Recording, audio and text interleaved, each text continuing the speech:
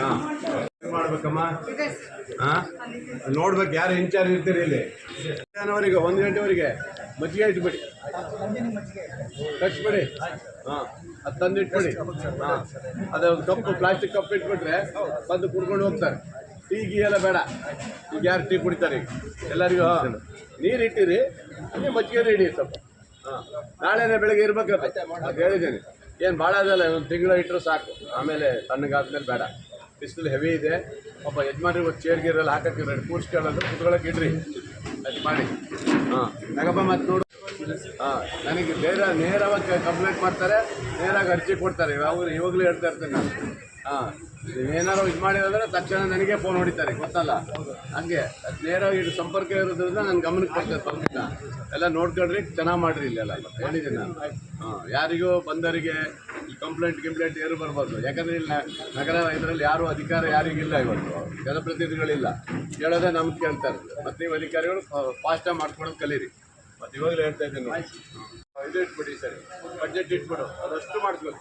ಹಾಂ ಅದು ಇದು ಬೇಡ, ಒಳ್ಳೆ ಗಿಡ ಚೆನ್ನಾಗಿರೋದು ಹಾಕ್ಬೇಕು. ಅದರಲ್ಲಿ ಸುಮಾರು 28-30 ವಿಷಯಗಳು ಬಂದಿದ್ದವು. ಅದರಲ್ಲಿ 28 ಸಹ ಅನುಮೋದನೆ ಮಾಡಿ ಕಳಿಸಿದ್ದೀವಿ. ಆಮೇಲೆ ತ್ವರಿತವಾಗಿ ಮನೆ ಕಟ್ಟುವಂಥವ್ರು ಯಾರ್ಯಾರಿದ್ದಾರೆ ಅವ್ರಿಗೆಲ್ಲರಿಗೂ ಕೊಟ್ಟಿದ್ದೀವಿ. ಯಾರ್ಯಾರು ಮನೆ ಕಟ್ಟೋಕ್ಕೆ ಅರ್ಜಿ ಕೊಟ್ಟಿದ್ದಾರೆ ಅವ್ರಿಗೆಲ್ಲರಿಗೂ ಕೊಟ್ಟಿದ್ವಿ. ಆಮೇಲೆ ನಮಗೆ ತುರ್ತಾಗಿ ಬಿಲ್ಡಿಂಗ್ ಕಟ್ಟಬೇಕಾಗಿದೆ. ಈಗಾಗಲೇ ನಾವು ಒಂದು ಸೈಟ್ ಎಲ್ಲ ತೊಗೊಂಡು ಬಿಲ್ಡಿಂಗ್ ಕಟ್ಟಬೇಕು, ಇದರದೇ ಒಂದು ಬಿಲ್ಡಿಂಗ್ ಕಟ್ಟಬೇಕು ಅನ್ನೋದು ಸರ್ಕಾರದಲ್ಲಿದೆ. ಈಗ ಅದು ಸದ್ಯಕ್ಕೆ ಕಟ್ಟೋಕ್ಕಾಗಲ್ಲ. ಅದಕ್ಕೆ ಈಗ ದೊಡ್ಡ ಬಿಲ್ಡಿಂಗನ್ನು ತೊಗೊಂಡು ಆಫೀಸ್ ಬೇರೆಯೇ ಮಾಡಬೇಕಂತ ಇಲ್ಲಿ ಸ್ವಲ್ಪ ಇಕ್ಕಟ್ಟಾಗುತ್ತೆ, ಆಗಲ್ಲ.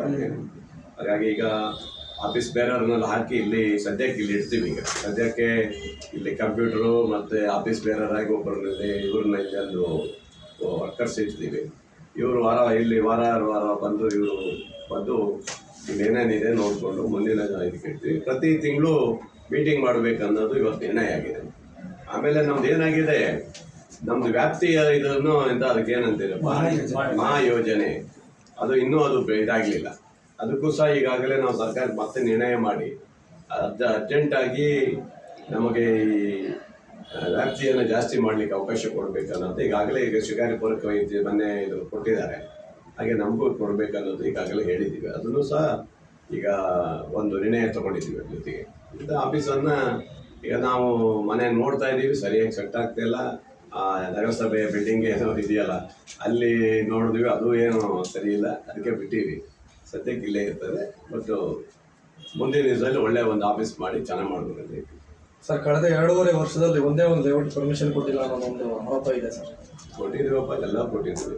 ಎಲ್ಲ ನಾವು ಹೋದ ಸರಿ ಎಷ್ಟು ಕೊಟ್ಟಿದ್ದೀವಿ ಮೀಟಿಂಗ್? ಎಷ್ಟು ಕೊಟ್ಟಿದ್ರಿ ಸರ್? ಇದು ಇನ್ನೇ ಸರಿ 10 ಕೊಟ್ಟಿದ್ದೀವಲ್ಲ. ಇನ್ನೇ ಸರಿ 10 ಲೇಔಟ್ ಕೊಟ್ಟಿದ್ದೀವಿ. ಈ ಸರಿ ಒಂದು 3-4 ಲೇಔಟಿಗೆ ಕೊಟ್ಟಿದ್ದೀವಿ. ಮತ್ತು ಬೆಂಗಳೂರಿಗೆ ಕಳಿಸಿದ್ದೀವಿ. ಎಲ್ಲ ಅವೆಲ್ಲ ಬಂದ ಮೇಲೆ ತಾನೇ ಕೊಡೋದು.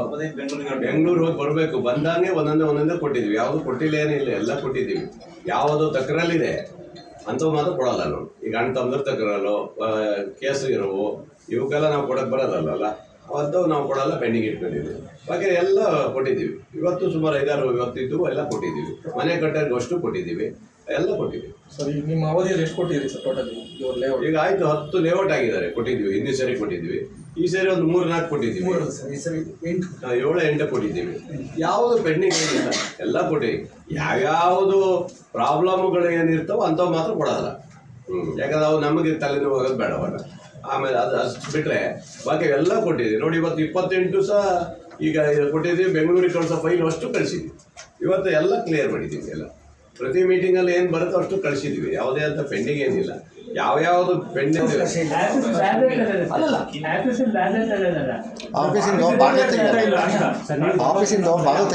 ಅಭಿವೃದ್ಧಿ ಪ್ರಾಧಿಕಾರ ಇದೆ, ಅವರಿಗೆ ಖಾಸಗಿ ಜಮೀನನ್ನು ಖರೀದಿ ಮಾಡಿ ಅದರಲ್ಲಿ ಇಲ್ಲ ಮುನ್ಸಿಪಾಲ್ಟಿನಲ್ಲೋ ಅಥವಾ ಇನ್ನೊಂದಲ್ಲೋ ಮಾಡೋದಕ್ಕೆ ಅವಕಾಶ ಇದೆ.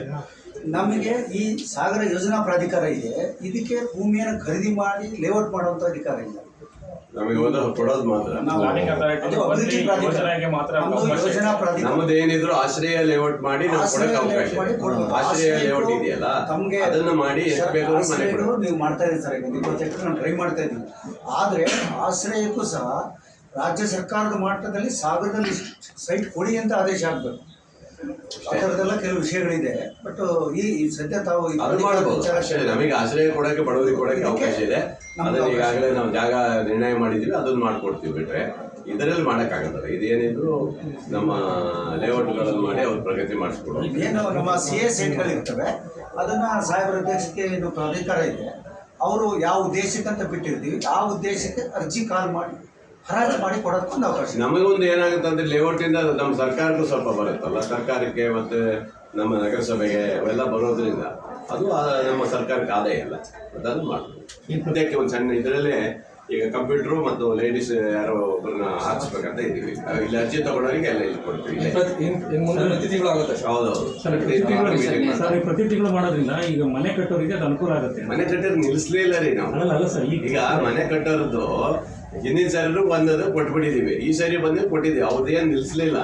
ಒಂದು ಲಾಸ್ಟ್ ಮೀಟಿಂಗ್ ಅಲ್ಲಿ ತಾವು ಅಷ್ಟು ಕೊಟ್ಟಿದ್ದೀವಿ. ದಿನಗಳು ಏಕನಿವೇಶನ ಅನುಮತಿ ಮಾಡಿದ್ದೀವಿ. ಒಬ್ಬೊಂದು ಬಿಡಲ್ಲ, ಅದು ಅಷ್ಟು ಕ್ಲಿಯರ್ ಮಾಡೇ ಕೊಡ್ತಾ ಇದ್ದೀವಿ. ಇಮಿಡಿಯೇಟ್ಲಿ ಕೊಡ್ತೀವಿ ನಾವು. ಹಾಗೆ ಇವತ್ತು 13 ಸಿಂಗಲ್ ಲೇಔಟ್ಸ್ ಅಂದ್ರೆ ಮನೆ ಕಟ್ಟೋದಕ್ಕೋಸ್ಕರನೇ, ಅಂದ್ರೆ ಅದು ಕೃಷಿ ಭೂಮಿ ಇದೆ, ಅವ್ರು ಮನೆ ಕಟ್ಟೋದಕ್ಕೆ ಲೈಸೆನ್ಸ್ ಕೊಡೋದು. ಇವತ್ತು 13 ಕೇಸ್ ಇವತ್ತು ಅನ್ಬಂದೆ ಎಲ್ಲ ಕೊಟ್ಟಿದ್ವಿ, ಯಾವುದು ಬ್ಯಾಲೆನ್ಸ್ ಇಲ್ಲ. ಮನೆ ಕಟ್ಟೋರಿಗೆ ನಮ್ಮ ಸದಸ್ಯರಿಗೆ ಹೇಳಿದ್ದೀನಿ. ನಮ್ಮ ಸದಸ್ಯರೇ ಯಾಕೆ ಮನೆ ನೋಡ್ತಾ ಇಲ್ಲ ಸರಿಯಾಗಿ, ಹಂಗಾಗಿ ಅವರಿಗೆ ಹೇಳಿದ್ದೀನಿ. ಓಡಾಡ್ತಾ ಇರ್ತೀರಿ, ಒಂದು ಒಳ್ಳೆ 20,000ದವರೆಗೂ ಬಾಡಿಗೆ ಕೊಡ್ತಾರೆ. ನಾವು ಬಾಡಿಗೆ ಕೊಡೋಕ್ಕೆ ಅವಕಾಶ ಇದೆ, ಅದಕ್ಕೆ ಕೊಟ್ಟು ನೋಡಕ್ಕೆ ಇದೆ. ಯಾಕಂದ್ರೆ